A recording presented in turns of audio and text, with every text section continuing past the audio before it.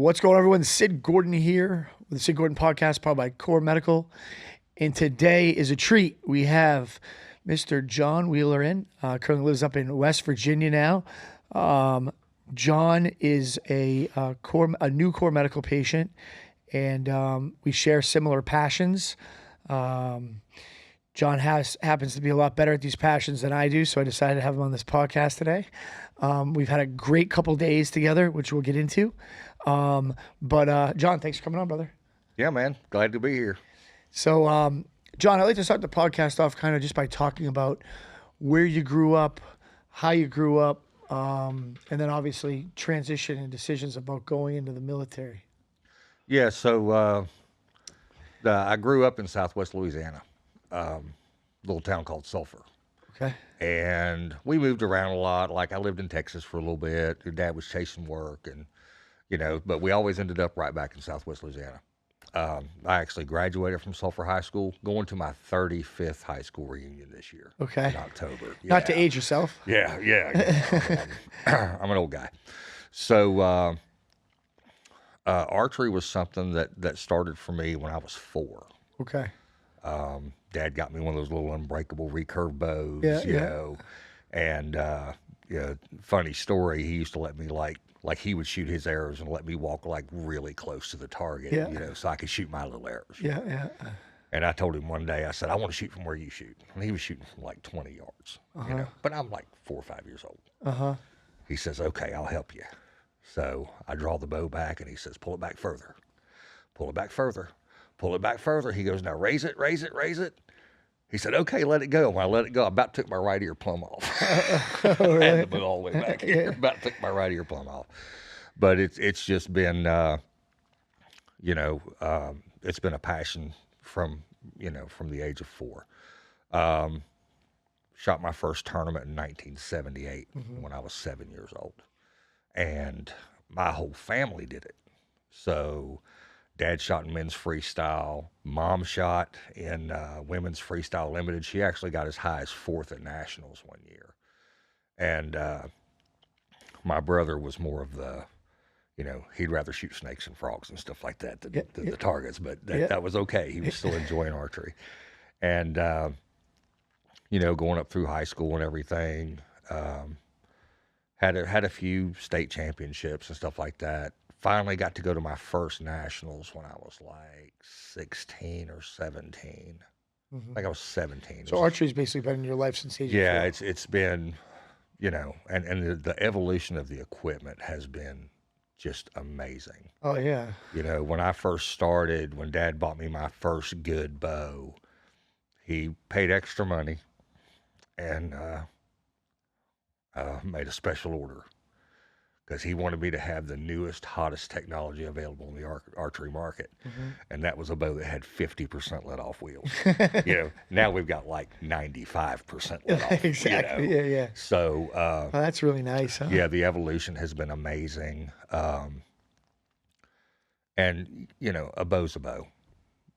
People keep asking me all the time, what's the best bow I can get? And my response is one that fits you, because they will all shoot. Yeah. Anybody that's not making a good bow is either out of business or will be in 6 months. Yeah. It's literally that competitive. You can shoot anything. So that being said, I do have my preferences. A lot of it too for me right now is kind of based on the customer service I get behind the brand of the company. You are going to have some problems here and there when you're not as handy around the bow as most, and you have an issue with a limb, or the bow just isn't performing properly. There are the companies that do support their customers a little bit better. Yeah, and actually most of the companies are pretty good with that, but the key to that is having a good local pro shop, a good local shop that you can take your bow and be like, man, this thing just isn't, even if you don't know what's wrong. And he can look at it and go, well, here's your problem. Yeah. And then he can fix you right up. That's so important. I see a lot of people that are like, I ordered this bow out of a mail order catalog or online or whatever. I just can't get it to shoot right. Well, how'd you set it up? Well, I mean, it came out of the box like this. And it's like, why didn't you take it to your local pro shop? Yeah. You know, and it's, your accuracy is worth what the pro shop's going to call it. You know, just not having problems is You're going to get what you pay for. You absolutely get what you pay for. Yeah. And that happens, you know, in equipment too. But now, like on your compound bows, there's very few places. You mentioned limbs. There's like 2 places that companies get limbs from. Yeah. So, you know, if you're breaking limbs on a PSE, you're going to break limbs on a Bear or you know, a Hoyt or whatever, because it's all the same stuff. You know, nothing's going to be perfect. Manufacturing isn't perfect. You get a bad lot number. Yeah. Exactly. I mean, anything can happen. The thing is like I said, your local pro shop, that is your number one resource. How do you find, so before we get too far in this, I just want to back up a little bit, but before we do that, how would you go about finding, if you're a new shooter, which we'll get into that as well, but if I just move from Massachusetts to Florida, how would you suggest going about finding the right pro shop? See, my pro shop is 2 hours from my house. You were there yesterday or 2 days ago. Yeah, that's a nice place, by the way. Thanks. I got his hat on today. Yeah. Skull Hill's a nice pro shop. You know, along with the pro shop, and this goes hand in hand. If you're a new guy, find your nearest archery club. Mm-hmm.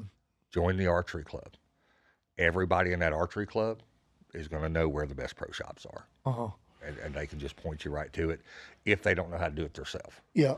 I've been pretty fortunate to be in a lot of clubs where if you had a problem, there was like 4 people that knew how to fix it. Okay. You know, and that's something that I really love about archers. Even in competition, you can be in the middle of a major tournament and something goes wrong with your bow, and like everybody that you're trying to beat is going to help you. Wow, that's great. Yeah. So it's more of like it's more of a community. It's still very cutthroat, which we'll talk about, the pressure behind certain types of archery shoots. There's a lot more pressure than others. Sure. And you know, I've only competed, you know, a 3D archery, but we can talk about the other one soon. But talk to me about military background. You know, you served. Your son served. Mm-hmm. Yeah, my son is still serving actually. When I was like 2 or 3 years old, my dad's a Vietnam veteran. He was a Marine. And when I was like 2 or 3 years old, I saw a picture of him in blues. Uh-huh. And I was like, wow. And they were like, yeah, that's your dad. Mm-hmm.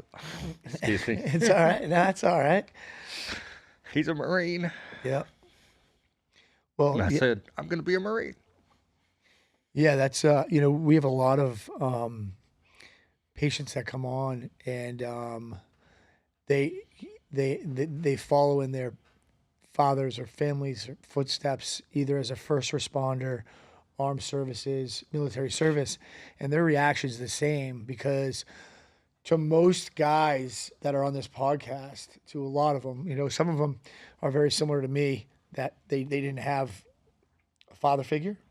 Mm-hmm. But a very common fact is, and I've had a lot of special forces, you know, just straight grunts, infantry, right, tech guys, whatever it might be. Whenever they talk about their father and being a Marine or having a major accomplishment, for them it's so sentimental, because for those guys, their father is their fucking idol. And my dad's my hero for sure. That's good. And the thing is that we take for granted a lot of times how much sacrifice comes into play that our parents take for us. Right. So a great example is, you know, I'm sure your dad wasn't rolling in money when he was growing up. And the sacrifices that parents had to make back then were serious sacrifices compared to now. Right. Right? You couldn't go on unemployment and make $800 a fucking week now. Right. No, not even close. You know what I'm saying? And you know, if when it's you know, it's frustrating for me, John, to see how a lot of these kids are growing up right now with silver spoons in their mouth. Yeah. And they never did manual labor. They never had to wait on a table. They don't understand delivering a nice message. Like, I fucking hate it when a 15 or 18-year-old kid, I open the door and hold it for him, and he just walks right by me. Happens all the time. Doesn't even say thank you. No. Right. Or like I might bump into a younger, you know, kid who's 30, 20, Christian, and I'll be like, oh, I'm sorry, right? Right. I apologize. And he'll be like, you're good. No shit, motherfucker, I'm good. Right. I made it to 45. I'm successful. I'm an amazing fucking father. I don't need you telling me you're good. How about, that's okay, sir. Right. Like, you know, that type of shit makes me crazy. Yeah. And I can't imagine, how old's your dad now? He is 73. 73. Yeah, he'll be 74 in August. If he was sitting on this podcast with us right now and we got to talk about kids these days versus kids back then, and if he acted the way kids act today, he would probably say, my dad would have beat my ass. I'm going to be honest with you. When I was growing up, if I acted anywhere close to the way kids do today, I did get my ass beat. Well, that's, yeah. So. But there, you know what? I'm a better man for it. Yeah. You know, discipline is a big thing. I have a 17-year-old at home. He has no desire to be in the military. He has no desire to be a first responder or anything. But he works. He's got a job. He does all the weed eating and stuff around the house. He doesn't complain. It's just like, hey, you need to do this today. He's like, all right, I'll take care of it. And he does it. You know, I think he was probably, I'm going to say he was about 3 years old. Me and him and his mom was in Walmart, and he wanted a toy or something. Had one of those meltdown, you know, throw yourself on the floor or whatever. And I picked him up and busted his ass. And that's the last time I ever had to discipline him in that manner. Mm-hmm. Because, you know, after that, like if I said something and he started to say something back, I just look at him and say, boy, what'd I say? Yeah. And then that was the end of it, you know, and it's still that way today.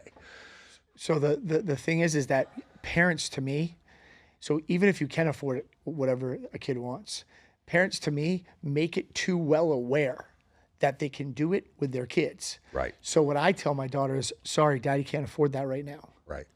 Right. And she doesn't freak out, but she doesn't get whatever she wants. You know, I see these kids that walk into CVS and they clear out fucking half the toy section, you know? And I'm like, if we're at fucking CVS, you just spent $900 for your kids. Like, it's the dumbest shit in the world. Right. And that kid never figures out the value of $1 at that point. And they don't appreciate what's being handed to them. You know, I was watching one of your podcasts last week. It was with Ben Bunn. Yep. Solid guy. Awesome guy. Yeah. And, you know, he was talking about America being the greatest country in the world. Mm-hmm. And it really is. I mean, I went to South Africa last year on a hunt. And the way people lived, because it was just so bad. Uh-huh. I mean, tin shacks and stuff like that. I'm just like, wow, no running water, no electricity. I'm just like, this is terrible, you know?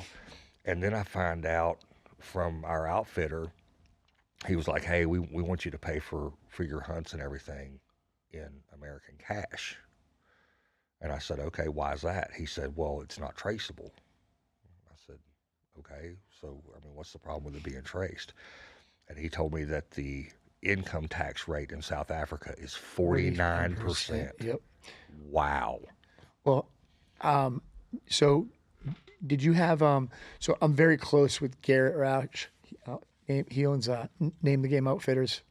and he has a large group every year that he takes to Africa. He spends 2 months there hunting people, and he's really amazing outfitter. So he's pretty much August through September. He's doing his bear. I'm sorry, beginning of May till mid-June he's doing his bear, and then he leaves from there. He's in Mexico doing the deal down there in Mexico with those coup deer, the smaller deer. Mm-hmm. Yep, and then what's that turkey called down there in Mexico that looks like a peacock? I forget.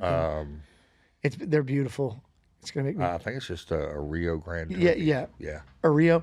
Yeah, Rio. Yeah, and then from there he goes to Africa, and then he comes back and he preps for his deer season in Oklahoma, and then he goes into Turkey, and then he rinse, process, and repeat. He's got a great life, right? Man, I was going to say he's living the life. He's living life, right?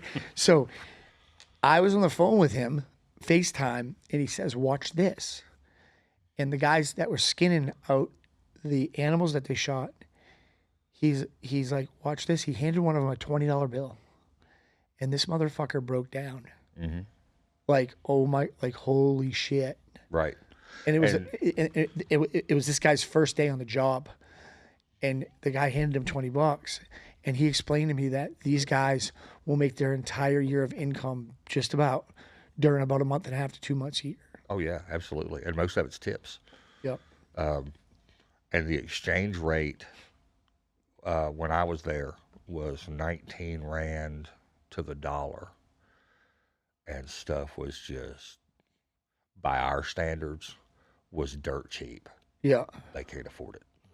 Yeah, and the amenities and the meals are just amazing. Oh yeah. I love hunting South Africa. I can't wait to go back. I'm going next year. So in the Marines for 4 years, got hurt pretty bad. Yeah, I had a pack on my back and stepped in a hole about calf deep. So when my body shifted, I got twisted, because I had to weight on my back. So I got twisted. So my left hip and left leg are in pretty bad shape. Numbness, tingling, burning, for the last 30 years. Yeah, well, I hope we can help with that, alleviate a little bit of that. Well, I really hope you can. Yeah, so we've had some real good success. You've been around the last few days. You've got to hear some stories about, people starting with TRT, and you got to watch our podcast. And it's really about information, right? So, like, what's amazing about Core Medical Group is that we get to kind of trade our expertise, right? So, like, you came down and you got to show 8 guys today how to be a better bow hunter, be a better shooter. Right. And then you got to learn a lot about a new part of your health that you're going to be working on. And after that podcast, you're like, I got a lot of fucking questions. Right. Yeah, some of the stuff that was brought up on that podcast that I watched yesterday, I was just like, I didn't know that. Yeah. I didn't know that. I got to ask about that. You know what I mean? So, yeah, there's been a lot of information thrown at me this week. I've tried to throw some information back out there. It's a lot about communication, and, you and your guys have just been great. Thank you. Everyone loves you, so that makes it easy. Well, I'm glad everybody does. Yeah. And like I said, your whole staff has been great. I don't think I've been called sir this many times in a long time, but it's not because I'm old. They're just good guys. They're respectful, and I ask one of them something, they're like, "Yes, sir." I'm just like, well, I'm not used to that. Well, my thing is you're to call someone Mr. Wheeler or sir until they tell you not to. Right. And because some people would be offended by the fact that you have a 30-year-old guy saying, "Hey, John," some people, old school guys, are like that, especially military guys. Right. They appreciate sir. Yep. I do appreciate it. Yep. For sure. So, interesting. So so John and I had a pretty cool day the first day he got here. And I'll tell you, I said to him, "John, it's going to be a long day. You're going to get before. You're going to land. We're going to go have lunch. I got some work to do. Then we're going to go to my house in Okeechobee, and we're going to chase down some hogs out out of the truck and try to mow them down. It's probably going to get back until midnight or so. You'll be up for about 24 hours. He goes, I'm an old fucking Marine. I'll be fine.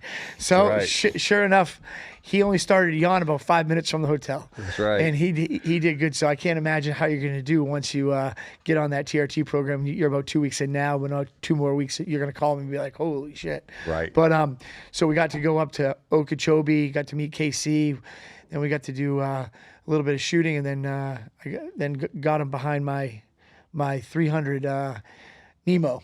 Yeah. That weapon's awesome. It really is.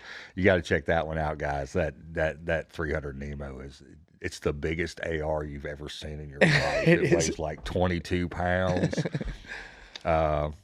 Huge suppressor. And the thing is, I didn't really believe you when you told me about how quiet it was, but it really, when I shot that hog, it really sounded like somebody was behind me on the other side of the truck and just shut the truck door. Yeah. I mean, it just, wow. And those weren't even subs out of it. Those were 190 grain. I think they make a 310. That's like a real quiet, but that's quiet enough, especially, I mean, compared to the gunfire you've heard. Yeah. I'm used to loud stuff. And it was pretty cool. We're driving and John's like, whoa, there's when we're back up. And man, when I tell you this hog is between 220 to 250 yards out, and the grass is, I'd say, 2 feet high. Yeah, at least 2 feet high. And then there's a gully. Right. And then all you could see is like maybe 8 inches of its back. I was shooting at a postcard. I really was. You were shooting a postcard. And man, all of a sudden he shoots, and I was watching in the binos, and that sucker didn't run 1 foot to the right, 1 foot to the left. It went 1 foot down. And he's like, did I hit him? I said, oh yeah, he didn't go nowhere. And we walked right up on him, and sure enough, it was just all he had. Perfect shot. And we were celebrating like crazy. It was pretty cool. Yeah. And you've killed 100 hogs. It was just a different experience. It really was. And that's the first time I ever pulled the trigger on a 300 Magnum in my life. I kind of really didn't know what to expect. And yeah, I was like, Sid said this thing doesn't have any recoil, but I've heard that before. Yeah, right. I'm not trying to break my shoulder or anything. And I snugged into it, and I think I've had 243s kick harder. Oh yeah, for sure. Yeah. Oh yeah, I love that weapon.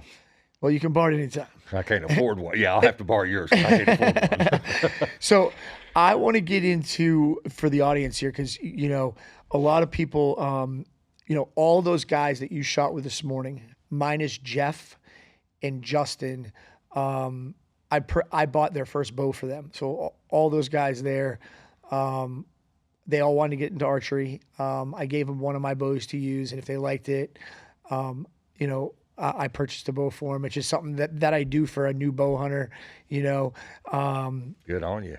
Yeah, and all of them, love it. Everyone's sitting there just letting arrows rip, and they wanted to learn. And so that's our crew. Every Thursday morning we're there at like 6:15. That's awesome.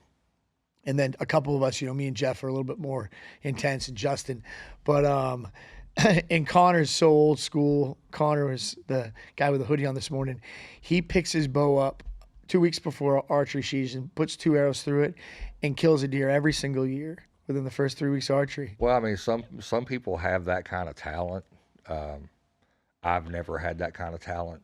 If I wanted to be good with my bow and stay good with my bow, I got to practice. Yeah, I mean, he's a responsible shooter, 30, 40 yards max, and he's a very athletic too, and I think that has a lot to do with it too, because one thing, when you're a really good athlete, Connor was a good athlete, Brandon was a great athlete, Justin was a really good athlete, I was a mediocre athlete. There's a lot of patience involved in being a good athlete, and I think archery involves a lot of patience, right? Slowing down. It involves a lot of patience. It involves don't skip steps. If your shot process is knock the arrow a certain way, set your grip, hook your release, and then when you draw the bow back, one of the top professionals this guy's been a top professional for years. When he draws his bow back, he draws it down here. and he loads his back up and then raises it, but he does it every time. If he would ever draw his bow back and just come to his face, Yeah. he's gonna miss. Wow. It's that the muscle movements and everything have to be the same every time. Yeah. And that's, you know, people are like, help me with my form, help me with this, help me with that. And there's certain things that I can do to make it easier for you to shoot accurately. But the consistency, okay? So you don't have to do it my way. You don't have to do it the way that the YouTube guy said. You don't have to do it the way that my buddy the pro does it. As long as you do it the same way, okay? I've seen some really good shooters that I look at them at full draw and go, how does this guy hit anything? I mean, he just doesn't miss. Yeah. Because he does it the same way every single time. Yeah. So I noticed something that was interesting to me. So the draw length on my other bow, my 34 Mach, is a half-inch longer than the draw length on the bow I shot today, because it's my tree stand bow. I like a little bit of a shorter draw up there. And I was used to, for the last 2 days, we've been shooting my 34, and I've been and because I have a little bit more, my nose is on the air every time. Well, with the 30, I was thinking about this in the car. My nose is a little canted off to the side because I don't have that additional draw, so I have to reach a little bit. We picked that up today, right? And now, and after you said it's okay if your nose isn't on there, I shot fine. Because I was more struggling to get to where I thought I should be rather than being comfortable. Right. And comfortable is the key.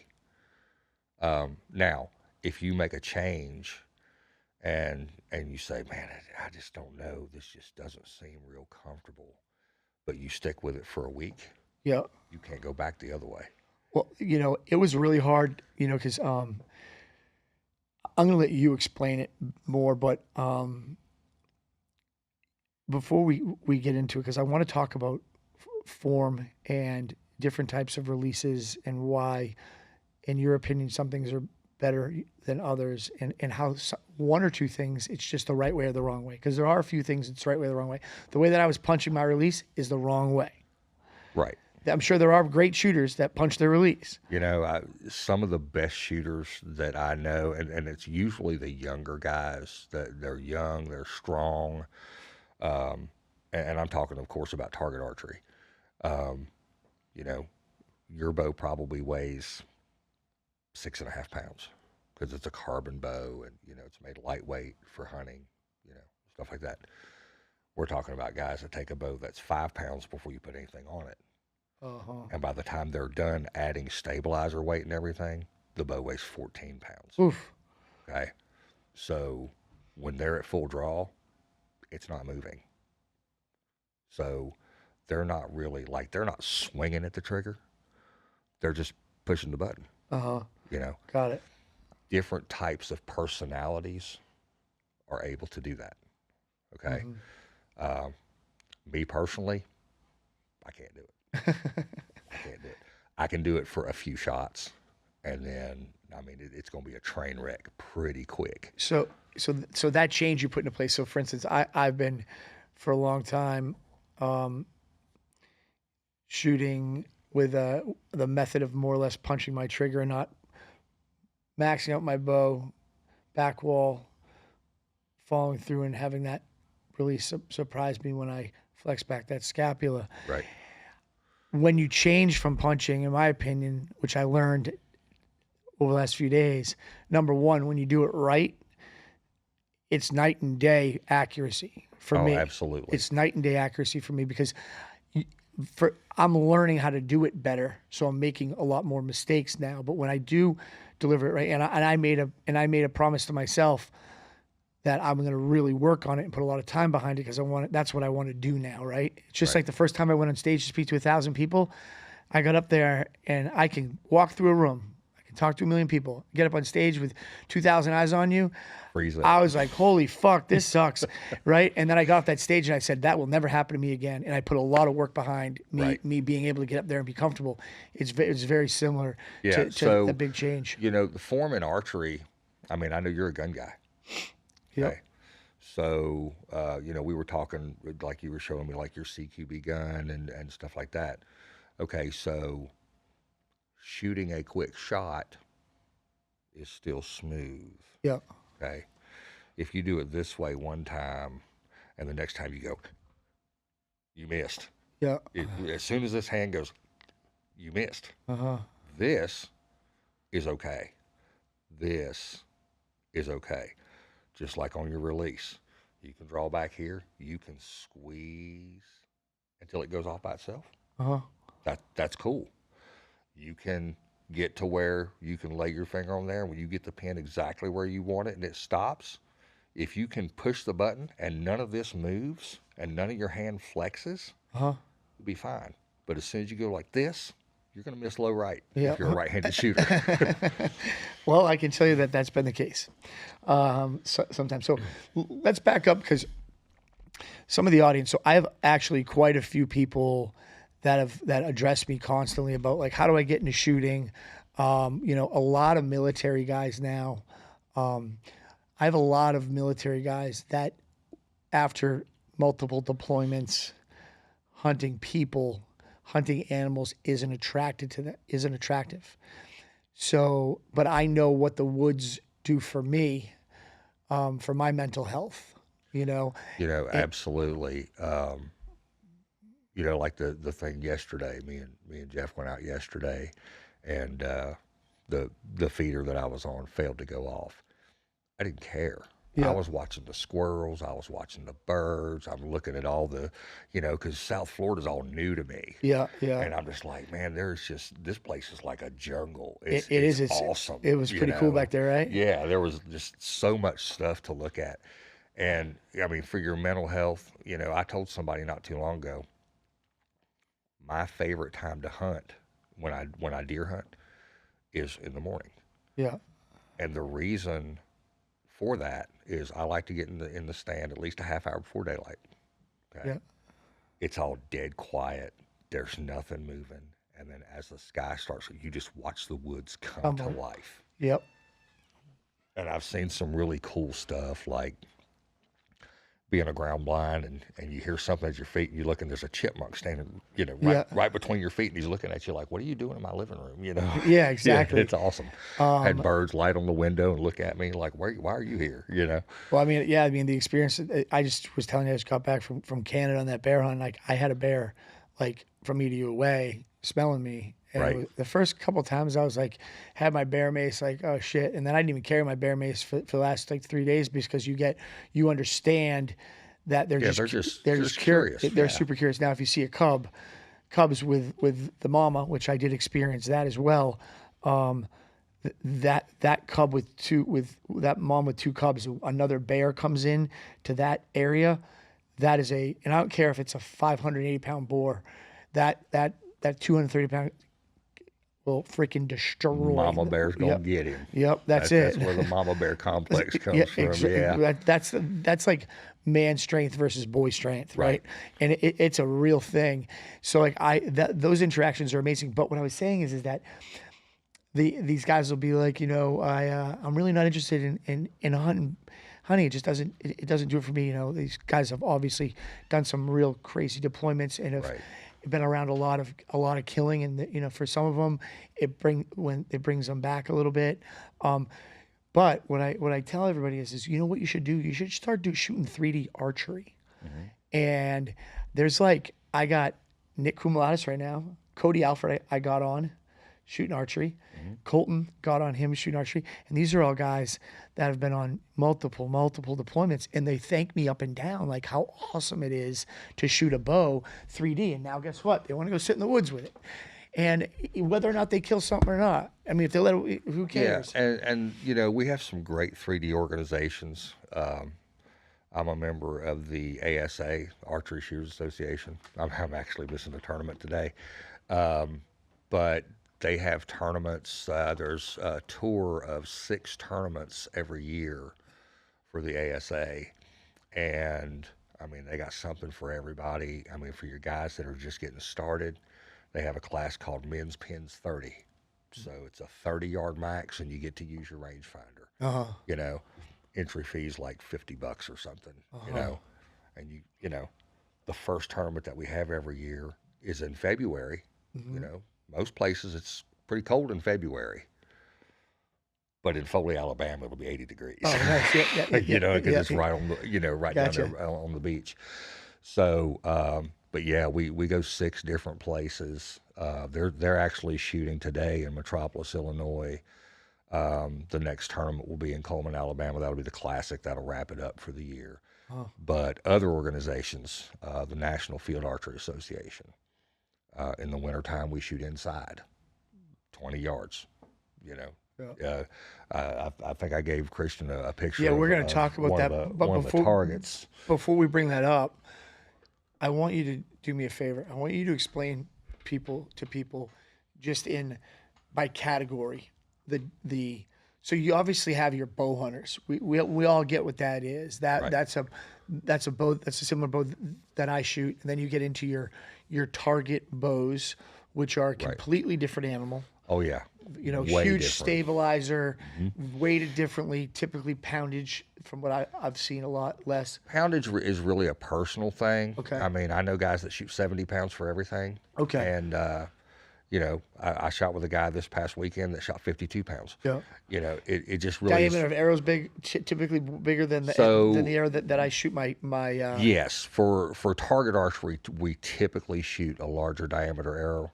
For 3D, because 3D typically has, like, the highest class you can get has a 50-yard max. Okay, you can shoot fat arrows at 50 yards. That's fine. Okay, when we go into field archery, where we have a maximum distance of 80 yards, and you're shooting 4 arrows into one spot every target, then we typically go to the real skinny stuff. Gotcha. I shoot what I'm shooting this year for field archery is the Black Eagle Rampage. It's a 204 diameter arrow. Just that I wanted something a little bit bigger than the skinniest thing you can get. The 166. Yeah, that's what I shoot as a 166. Yeah, so you know, and it's all about putting 4 arrows in that dot. You know, if you try to shoot fat ones, you're going to lose more points from kicking arrows out than you're going to get by catching lines. So, Gotcha. Yeah, so you know, you just got to kind of go with what's appropriate for that. Now, indoors, where you only ever shoot 1 arrow per spot. So, like on the 5-spot round, you're going to shoot 5 arrows. But it's 1 top left, 1 top right, 1 in the middle, 1 bottom left. There's a designated spot for each arrow. Okay, so you never have to worry about crashing into the back of your own arrow or anything like that. So for that, my arrow is 27/64, which is it's the biggest allowed. So for you guys out there that have never seen anything like this before, it's worth a Google. We all know, we've all been in line in kindergarten where it's like, you know, back to back, in line, real tight. So the amount, and I don't know if this is a pretty good analogy for me, but you know when someone's just like invading your space and you can kind of feel that pressure from that person, and well, you definitely do, Yes, and you're like, I do. dude, all right, just give me a little bit of space here. Right. That doesn't exist in indoor shooting. You guys, or like you can explain what that line. Yeah. looks So each lane. And can you bring up that picture of him, please? And you know, I'm assuming the people that were in front of you here were eliminated because there's no one. No, what it was, they had already finished. Okay, And, okay. But typically there'd be someone most of the time on both sides of you. Yeah, so the lanes, you can't really see it in that picture. There's like a yellow stripe on the floor. Yep. And then that yellow stripe is divided into, you have 2 feet of the line. Okay. Okay. I'm a pretty thick guy. Plus, I've got a quiver sticking out. I've got a bow in front of me. It's not a lot of room. I've actually had it happen where a guy went to pull his arrow out of the quiver and hit me while I was at full draw because we're just that tight. So, yeah, it's... And you're shooting at 20 yards here. Yes, that was at the Indoor Nationals this year. So for everybody out there, I watched John shoot at 20 yards yesterday, and he hit a quarter-sized stick-on target pretty much every single shot at 20 yards. But when you incorporate having somebody invading your space and the pressure of seeing everybody else shooting very well, this is a very fucking hard thing to do. Well, and when you talk about the pressure there, it's you literally have a guy standing right in front of you that can beat you, and you have a guy standing right behind you that can beat you, and everybody on the line can beat you, but you can beat them too. Yep. It's how you shoot that weekend. Well, I'm assuming they design it this way at 20 yards, and just so you guys are aware, that bow that's up there is a competition bow. Yeah, you can see the 30-inch stabilizer going out the front. That comes. My stabilizer is about 16 inches, and which is a big difference. It's a hunting bow, but they designed this, from my understanding, so that it's only 20 yards, but it's a pressure involved situation, and it's a mind fuck. And that's really what makes this real difficult. The man that's calm and cool with confidence typically wins this type of thing. The person who's worried about what everybody else is doing typically does not win this type of thing. Right. They typically. I did my research before I had you on here. I didn't want to look too stupid, but and plus it was interesting to me because I never really got into this. But John's an 11-time national junior champion, correct? Well, national, not junior, but national. National champion. Yeah, amateur. Amateur. And then now he's gone to be now he's senior. You're in the senior division pro now. Senior pro. Yep. Yeah, you have to be 50 or above Okay. to get into any senior class. Mm-hmm. I decided to go into senior pro this year. Mm-hmm. I like the challenge. I'm shooting with some of my heroes, some of the guys that I've always, for the last 25 years, like, oh man, this guy won again, and now I'm standing on the line next to him going, hey buddy, what's up? Yeah, that's pretty cool. So you have that type of competition, then you have your 3D archery, like total archery challenge, similar, right? No, the total archery challenge is a different animal because it's not a tournament. But it's it's 3D, right, or no? Yeah, the total archery challenge is 3D, but they put the targets like 125 yards and stuff like that. Yeah, everything that I shoot for 3D has a maximum distance of approximately 50 yards. Okay, what's the competition where you have like that really, really teeny small target that you have to hit? My buddy was telling me about. There's a similar one to the total archery challenge, but it's like a really teeny targets. But so then explain to us about like a 3D, like a true 3D. It's between 5 and 50 yards, right? Or actually, sometimes I've seen them closer than 5 yards. I've actually seen them at 3 yards. Okay. Do you know where you need to put your sight for 3 yards? Probably real low. The ground. No, I mean, the same place you put your 20? No. Uh-huh. No, if you put your sight on 20 yards on a 3-yard shot, you will miss low. Okay. Very low. So you got to aim high. I mean, for me personally. Oh, it's the same as when I'm shooting down off of my tree stand. Well, it's even more critical than that. Okay. We shot a target a couple years ago at between 4 and 5 yards. Uh-huh. The target that we had shot right before that was like 39 yards. I didn't move my sight.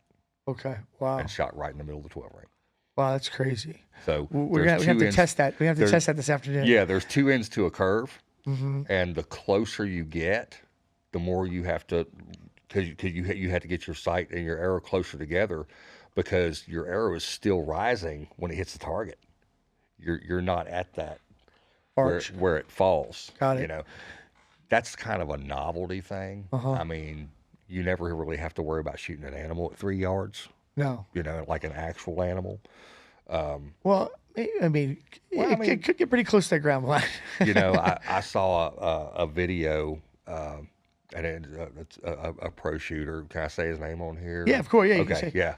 His name's Jack Wallace. He actually lives in South Carolina, and Jack's a real good 3D shooter. Has been, all his life.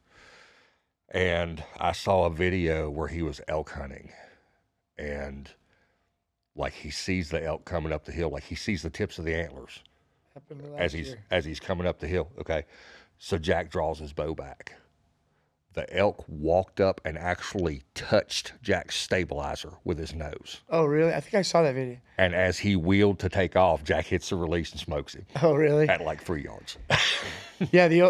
If you're if you're an elk hunter, which I am, it comes down to not letting the cows see you, right? Right. Because the bulls are focused on the cows and making sure your wind's perfect. Right. You know, and that's it. And when you get in those situations, you know that those big bulls don't give a shit about anything about except the herd of cows. Right. And then you'll have your satellite elk that have been either beat up, you know, by your boss elk. Right. And then those elk there are a little bit more cautious because they're not too worried about the herd. They're trying to break in and get a straggler. Right. So you know, elk hunting is not easy. It's not easy. You know, I ran up and down a lot of mountains for a lot of days chasing elk. So to those people out there that are watching this podcast, and they're interested in archery, they're just don't know how to get started. You mentioned finding a pro shop. You mentioned maybe finding a club. Yep. Right. What would, and you also mentioned not buying the bow online. When that person's walking into a bow shop and they're buying a bow for the first time, okay, what do you suggest? How do you suggest, like, because you know I have a saying, you can't afford to be cheap, right? You have a dart and bow. It's all hooked up. It shoots freaking amazing. It's a less expensive bow, but your bow's a macked out bow, but it shoots better, just as good as mine, Right. right? And then you also have the people that'll go in and like, I don't know if I'm going to like this. They buy a Bear Legit and they're back in the store and they lost $300, you know, the first time. What do you suggest that they ask? What do you suggest that they do when they walk in that bow shop? I suggest that you buy the best thing that you can afford. I mean, don't put yourself in a ton of debt. Yeah. I mean, if you're buying a bow for the first time, you probably don't need to go sink $2,500 into a fully set up Matthews or Hoyt or whatever. You don't need to do that because you don't know if you're going to like it or not. Mm-hmm. But buy the best that you can afford.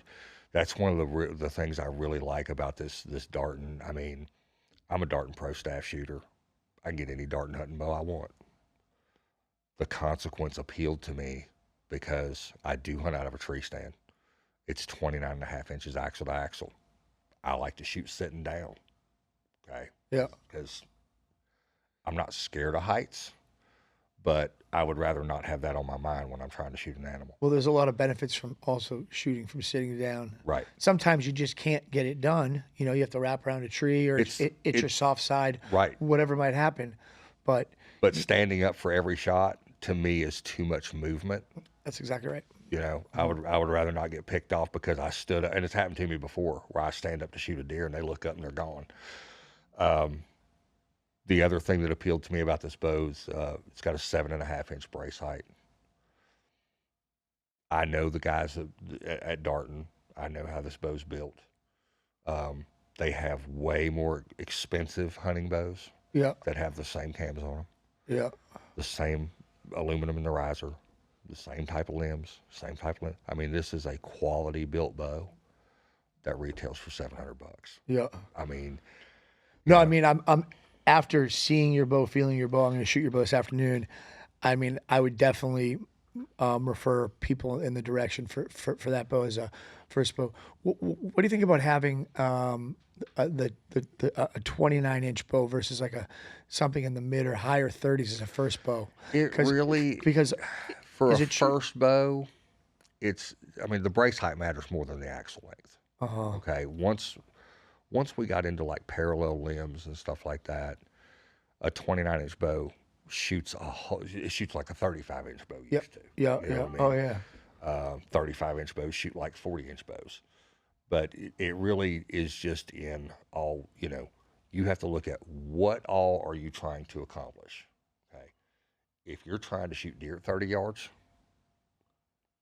29.5-inch axle to axle is fine because it's got a 7.5-inch brace height. It's really forgiving.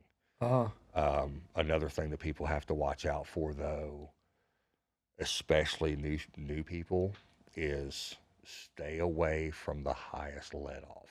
Yep. I see guys all the time.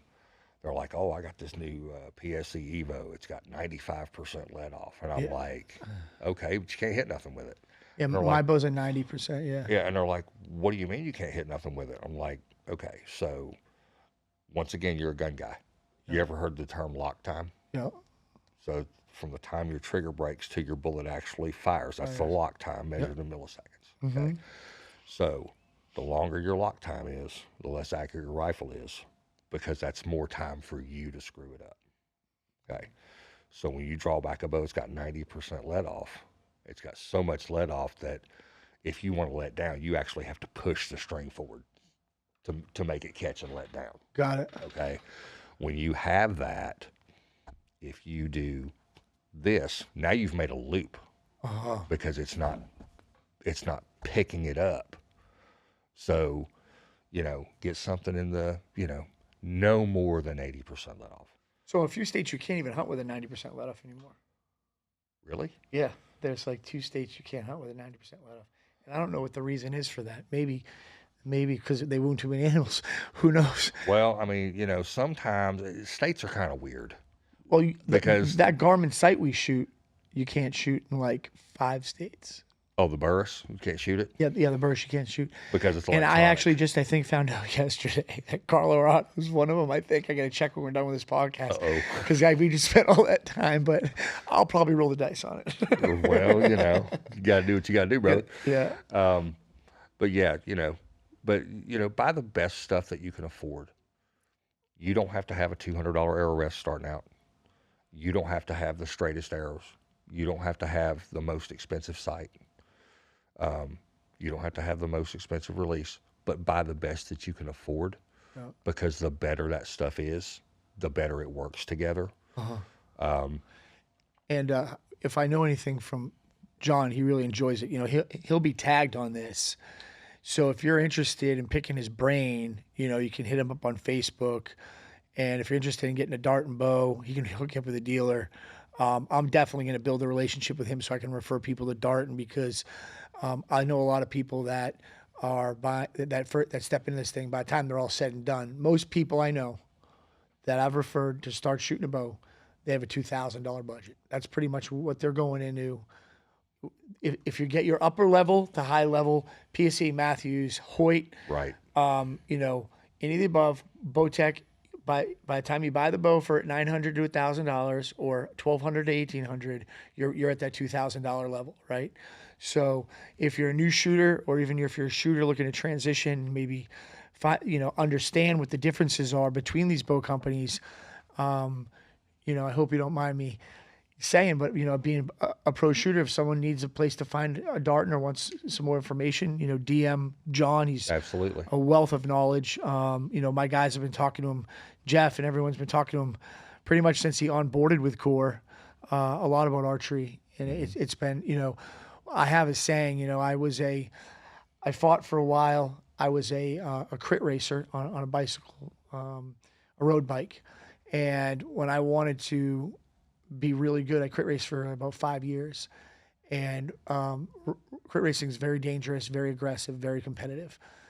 To be the best crit racer that I could be, I couldn't figure that out by watching a crit racer on YouTube. So what did I do? I found the best cyclist around here and latched onto that motherfucker. We're still friends to today. Right. And I became one of the top 3 in my division very quickly. The amount of energy and time John put into changing my dynamic of shooting my bow yesterday and today has been under an hour. Now, he's corrected me for the same thing multiple times, but old habits die hard. Old habits die hard. But it's pretty much the same thing I'm doing wrong consistently.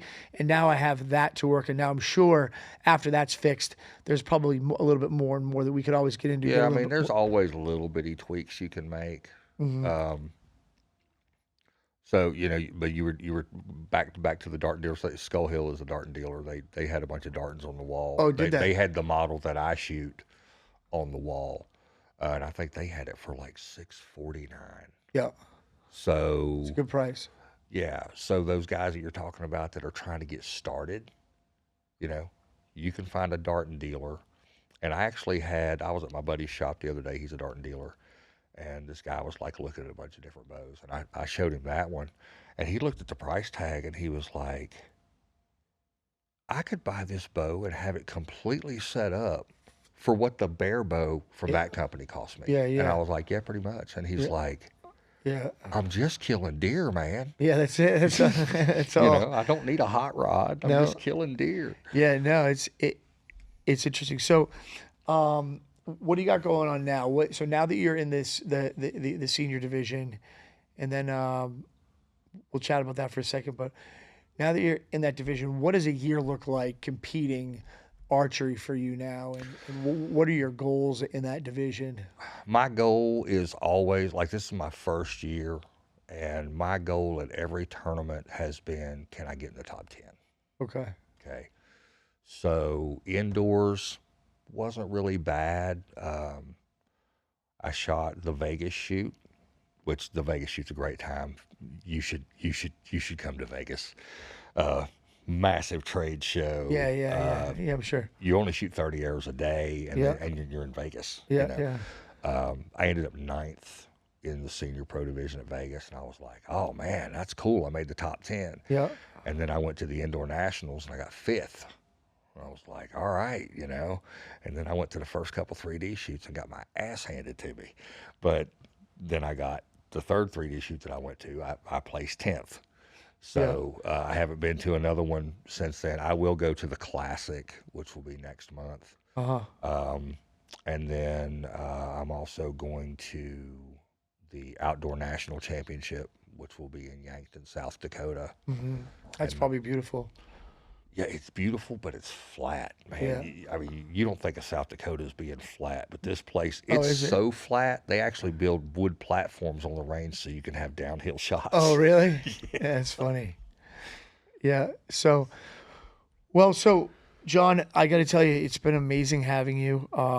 You know, we got a lot done in a couple days. You know, I'm sure I'll see you during deer season this year. Oh, absolutely. Again, guys, wealth of knowledge. We had a lot of fun. One day left here, so we're gonna go try to chase down some hogs tonight and see if we can get one more before we hop on the road. But I just really wanted to thank you for coming on. Thanks for having me. You did an amazing job today. A lot of knowledge, and the fact that you bring that a lot of people in a lot of different arenas are very hush about, you know, their trade secrets and what makes them, you know, better. And, you know, I think you're a guy that wants to help everyone get better. I've always been one that I want everybody to shoot good, and I like to promote archery in general. And I feel like at the end of the day, I would rather you beat me than for you to quit. Yeah. Well, that's a good statement. I wish there was a lot more people like that around. You know, world might be a better place if there were. Yeah, that's the truth. Well, thank you so much, John. I really appreciate you so Thanks much. for having me. And guys, we will talk soon. Sidney Gordon Podcast, powered by Core Medical, is out.